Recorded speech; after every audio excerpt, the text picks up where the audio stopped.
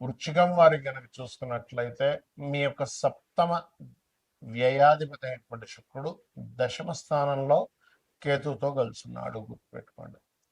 ఎప్పుడైతే కేతువుతో కలుసున్నాడో ఈ శుక్రుడు, ఇది కూడా దశమ స్థానంలో ఉన్నాడో, జీవిత భాగస్వామికి కారకుడు అవుతున్నాడు, ఇన్వెస్ట్మెంట్స్ కారకుడు, విదేశాలకు కారకుడు అవుతున్నాడు.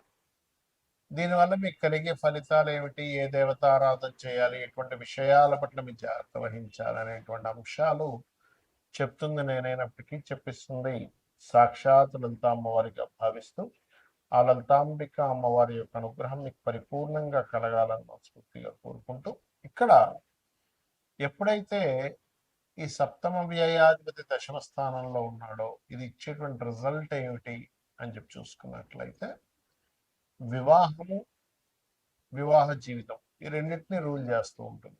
సప్తమ వ్యయాలంటే అది కూడా శుక్రుడికి వచ్చినటువంటి కారకత్వం.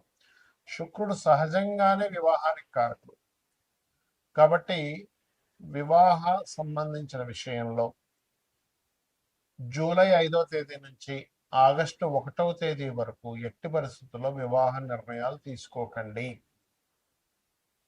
ఒకటి, ఆల్రెడీ వివాహం అయిపోయిందండి అన్నప్పుడు కొన్ని సందర్భాల్లో కొన్నిసార్లు వాళ్ళ జాతకంలో ఇబ్బంది లేని ఈ కాంబినేషన్స్ వాళ్ళకి పర్సనల్ చార్ట్లో ఉన్నప్పుడు ఏమవుతుంటుందంటే ఈ వివాహ సంబంధించినటువంటి అంశంలో పర్టికులర్గా ఒక్కొక్కసారి ఏదైనా జాబ్ ఇచ్చా వేరే ప్రాంతానికి వెళ్ళడము, జాబ్ మారడం, ఎందుకంటే దశమ స్థానంలో శుక్రకేతులు ఉన్నారు కదా, ఉద్యోగం మార్పు అనేటువంటిది చాలా బలంగా చూపిస్తుంది ఇక్కడ. కాబట్టి ఉద్యోగం మార్పు అనేటువంటిది జరగనుంది ఈ శుక్రకేతువుల కలయిక దశమంలో ఉండడం వల్ల. కాబట్టి ఉద్యోగ వ్యవహారాల విషయంలో తొందరపాటు నిర్ణయాలు తీసుకోకండి. లేదంటే నా ప్రమేయం లేకుండా జాబ్ పోతుంది, ఏంటో పరిస్థితి అర్థం కావట్లేదు అనుకునేటువంటి వారు ఓం మాణిక్య మకుటాకార జానుద్వయ విరాజితాయే నమః అనే మంత్రం చేయండి.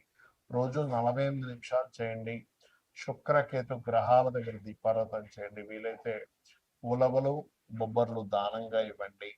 నవగ్రహాల్లో ముఖ్యంగా శుక్రకేతు దగ్గర దీపం వెలిగించండి. అదేవిధంగా రావి చెట్టు దగ్గరికి వెళ్ళి అక్కడ పసుపు, కుంకుమ, గంధం కలిపిన వాటర్తోని అభిషేకం చేయడము, వాటి చుట్టూ ప్రదక్షిణం చేయడం చేయండి. అన్ని విధాలా మీకు బాగుంటుంది.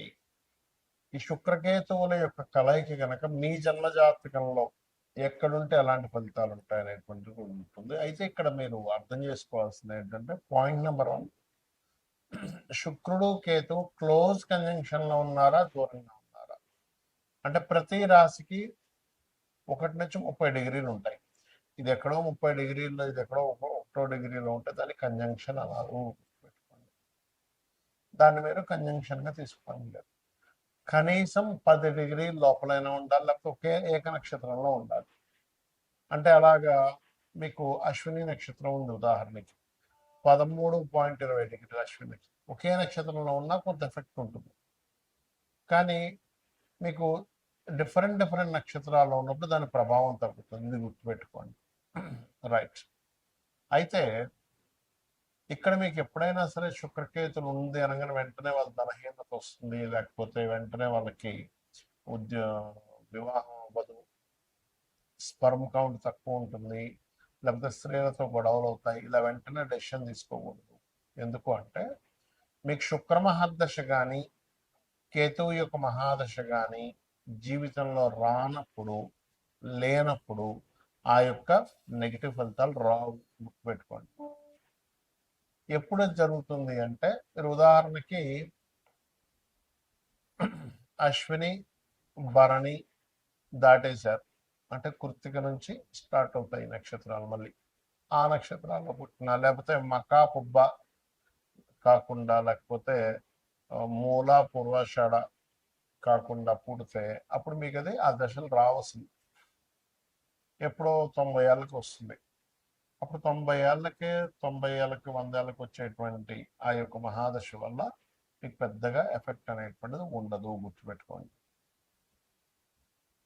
కాబట్టి ఈ యొక్క విషయం చూసుకోవాలి. సరే, క్లోజ్ కంజంక్షన్లో ఉందండి, మాకు ఆ మహాదశలు కూడా వచ్చాయి, ఏమిటి పరిస్థితి? ఇక్కడ మీకు లగ్నం నుంచి 12 భావాల్లో క్లోజ్ కంజంక్షన్లో ఉంటే ఈ ఫలితం వస్తుంది, ఆ మహాదశ అంతర్దశలు వస్తాయి. లగ్నంలోనే ఉందనుకోండి, అప్పుడు మనిషి ఒక తెలియని ఒక విరక్తి భావంలో అతని లైఫ్ వెళ్తూ ఉంటుంది. అంటే ఏమిటి? పెద్దగా దేని మీద ఇంట్రెస్ట్ లేకపోవడం. ఎందుకంటే శుక్రుడు అంటే భోగాలు, కేతు అంటే కటింగ్.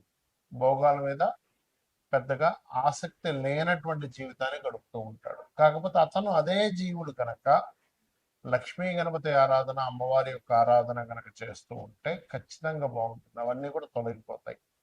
అదేవిధంగా రెండవ స్థానంలో ఉంది ఈ కాంబినేషన్, అంటే శుక్రుడు కేతు కలయిక రెండులో ఉందనుకోండి, క్లోజ్ కంజంక్షన్లో మీకు ఆ మహాదశలు అంతర్దశలు నడవాలి.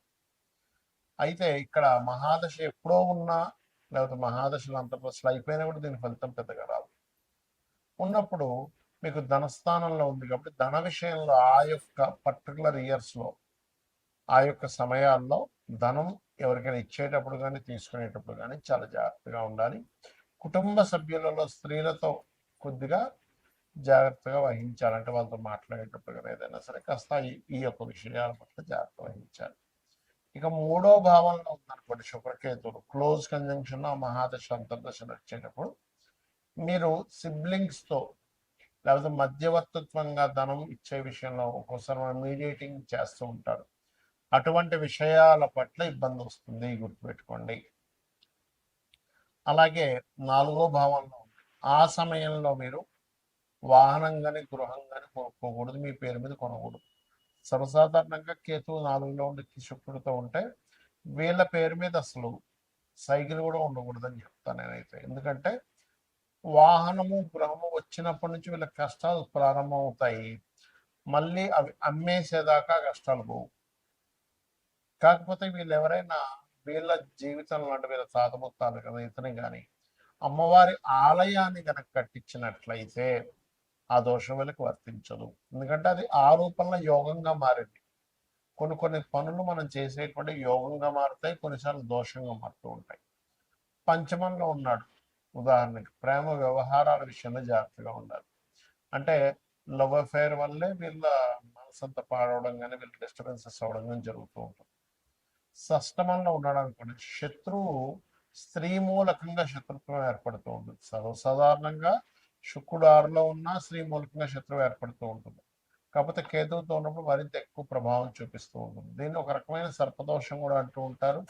దీనికి మీరు మన రావి చెట్టు కింద ఉండేటువంటి శుక్రకేతు గ్రహాల దగ్గర, అంటే శుక్రకేతు గ్రహాల దగ్గర దీపారాధన, రావి చెట్టు కింద ఉండేటువంటి సర్పాలకి పసుపు కుంకుమ గంధం కలిపిన వాటర్ని కలిపి వేయడం కూడా మంచిది. ఇక సప్తమంలో ఉంది వ్యవహారాల విషయంలో ఇబ్బందులు వస్తాయి, దూరంగా ఉండడం. సమ్ టైమ్స్ ఒక్కోసారి ఏమవుతుందంటే సప్తమాధిపతి బాగున్నాడు అనుకున్నప్పుడు దూరంగా ఉండడం, ఇదేదో విదేశాలు వెళ్ళడం, లేదా ఆ అమ్మాయికి ఏదో విదేశీ ఛాన్సెస్ రావడం, ఇలా ఎడబాటు ఉంటుంది. అష్టమంలో అనుకున్నట్లయితే శుక్రకేతువులు తాతగారి ఆస్తి విషయంలో ఇబ్బందులు ఉంటాయి. తాతగారి ఆస్తి వీళ్ళు తీసుకోకూడదు. భాగ్యంలో ఉంటే తండ్రి గారు మంచి భక్తి మార్గంలో వెళ్ళడం జరుగుతూ ఉంటుంది, లేదా తండ్రి గారితో అప్పుడప్పుడు ఎడబాటు ఉండడం జరుగుతుంది, లేదా తండ్రి గారికి కొన్ని మ్యాటల్ ఇష్యూస్ జరిగి ఉంటాయి, ఇలాంటివి జరుగుతూ ఉంటాయి. దశమంలో ఉంటే చేసే ఉద్యోగంలోనే ఏదైనా శ్రీమూర్తితో ఇబ్బంది రావడము, ఏకాదశంలో ఉంటే కొంత ఫ్యాషన్ రిలేటెడ్ సంబంధించిన వ్యాపారాల వల్ల ఇబ్బంది రావడము, 12వ స్థానంలో ఉంటే తండ్రి గారి ఆస్తి తీసుకోకూడదు. ఇక్కడ అష్టమంలో ఉంటే తాతగారు ఆస్తి, 12లో ఉంటే తండ్రి గారి ఆస్తి విషయంలో దోషం ఉండడం, లేదా ఆగ్నేయ దోషాలు ఉండడం. సర్వసాధారణంగా వాస్తుపరంగా కూడా చూసుకుంటే ఆగ్నేయ సంబంధించిన దోషాలు ఉంటాయి. అయితే ఇది ఎవరికైనా కూడా ఈ కలయిక ఉన్నప్పుడు శుక్రకేతు గ్రహాల దగ్గర దీపారాధన చేయడము, లక్ష్మీ గణపతి ఆరాధన చేయడము చేసినట్లయితే ఖచ్చితంగా ఆ యొక్క దోషం అనేటువంటిది పరిపూర్ణంగా తగ్గుతుంది.